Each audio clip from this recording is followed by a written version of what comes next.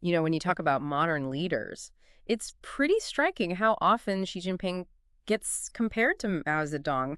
That immense power, but also this real sense of secrecy around how things actually work. Definitely. And we've been digging into this analysis, Xi Jinping's shadow politics in modern China, which tries to, peel back some of those layers. Yeah, it's quite a stack of material. Our goal here is really to give you a solid grasp of Xi's power, the kind of hidden forces maybe shaping policy, the networks he controls, insights that go a bit beyond the day-to-day headlines. What really jumps out from the source is the sheer scale of that power consolidation. It wasn't overnight. No. The analysis traces his path, through the Communist Party ranks.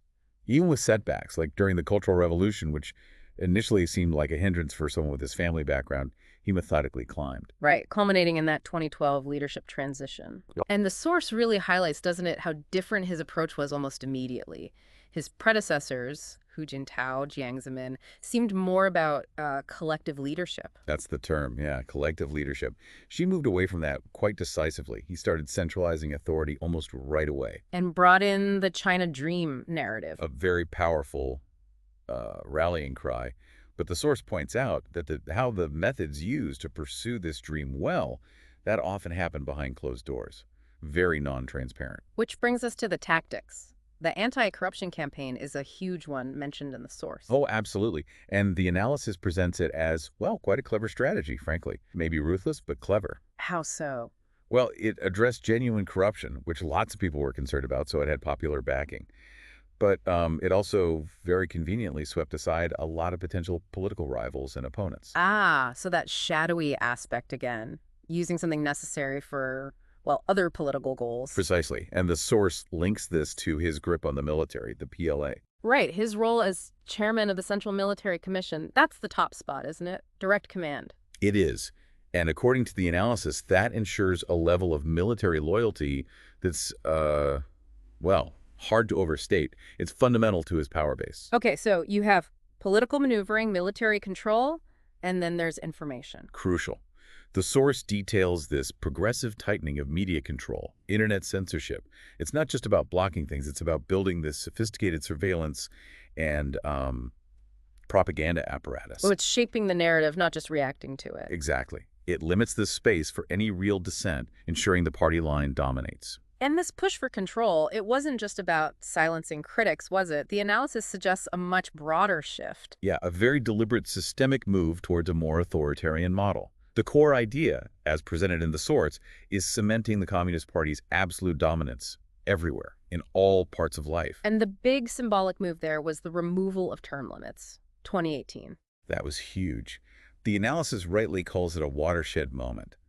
It basically dismantled the system of leadership transition that had been sort of established, opening the door for Xi to potentially rule indefinitely.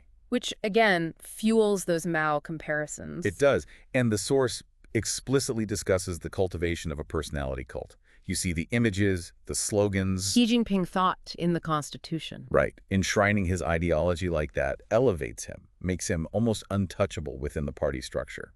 It's very reminiscent of Mao, as the source points out. So how does he maintain that internal control within the party itself, beyond the ideology? Well, the analysis describes a multi-pronged approach. Strategic appointments, putting loyalists in absolutely key positions, systematically weakening or eliminating any potential opposing factions, and then using tools like the disciplinary committees and internal surveillance to ensure compliance, basically keeping everyone in line. Okay, so that's the consolidation. But the source title mentions shadow politics, hidden agendas. Let's get into that more opaque side. Yeah, the analysis really emphasizes the secrecy. A lot of major policy decisions seem to happen behind very closed doors. We often only see the outcome, not the deliberation or the real drivers. Like the Belt and Road Initiative, BRI. Perfect example. The source highlights the ambiguity there. Officially, it's about infrastructure development connecting the world. Sounds positive. On the surface. But the analysis points to serious questions raised about, debt trap diplomacy. Is China using economic leverage, these massive loans, to gain geopolitical influence? The source suggests the true objectives aren't always clear. And this opacity extends to domestic stuff too, right? Like surveillance. Massively. Right. The source goes into detail about the expansion of facial recognition, AI, big data tracking. It describes a surveillance state on a scale that's, well, almost unimaginable elsewhere. And we don't even know the full extent of it? Exactly.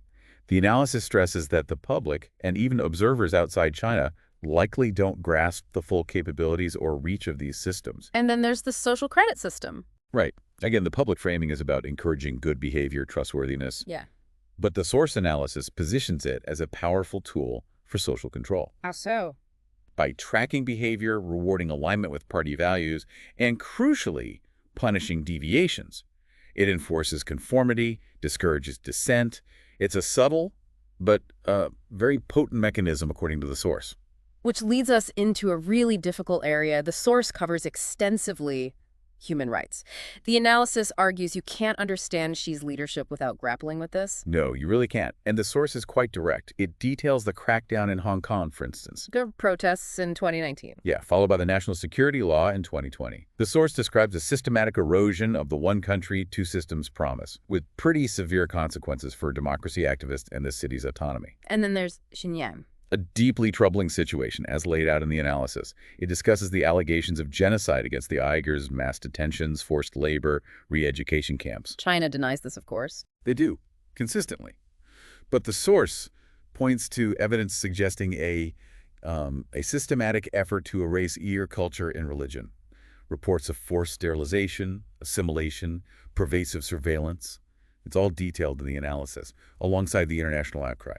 And it's not just these high-profile cases. No, the source also describes a broader pattern of suppressing dissent across China. Activists, lawyers, journalists facing harassment, imprisonment, even reports of torture, and, of course, the ever-tighter internet censorship blocking critical voices. Okay, let's shift slightly to the economy. The source suggests we need to look beyond just the growth numbers. Right. The narrative is often about economic miracle.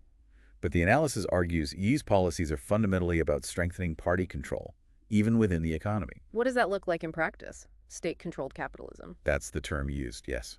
Increasing state influence, even over private companies. They're expected, sometimes compelled, to align with party goals. Like the crackdowns on big tech firms. Alibaba, Tencent. Exactly. The analysis points to those incidents as clear signals the state reasserting dominance over potentially powerful private actors, especially in strategic sectors like tech. And the BRI comes up again here, too, economically. Yes, because those massive infrastructure projects funded by Chinese loans haven't just built roads and ports. The source explains they've also created huge debt burdens for many developing countries. The debt trap idea again? Precisely. It raises questions, according to the analysis, about whether this is sustainable development or a form of economic leverage with strings attached. What are the true long-term intentions? So internal control, economic control, and then there's the global stage. The source paints a picture of a much more assertive China under Xi. Very much so. The analysis describes an assertive foreign policy aimed squarely at establishing China as a global superpower, challenging the existing order, particularly Western influence. The South China Sea seems like a key example in the source. Absolutely. Building artificial islands, militarizing them, despite international rulings and protests from neighbors. The analysis presents this as a clear move to assert dominance in a critical region. It's about projecting power. And Taiwan. A core priority, according to the source. Yeah. Xi's commitment to eventual reunification seems unwavering. How does that play out? The analysis points to a mix of tactics. Economic pressure, diplomatic isolation, squeezing countries that recognize Taiwan, but also, importantly, the credible threat of military force if Taiwan moves towards formal independence.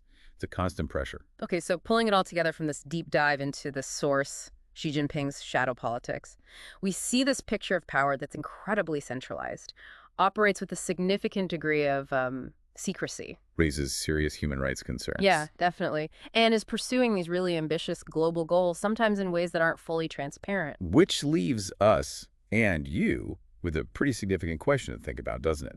Well, given everything the source describes, this intricate system of control, the opacity, the suppression, what are the potential vulnerabilities? Where might the unexpected pressures or fragility lie within this kind of governance model in the long run? That's a really interesting thought to leave things on, something for you to definitely mull over.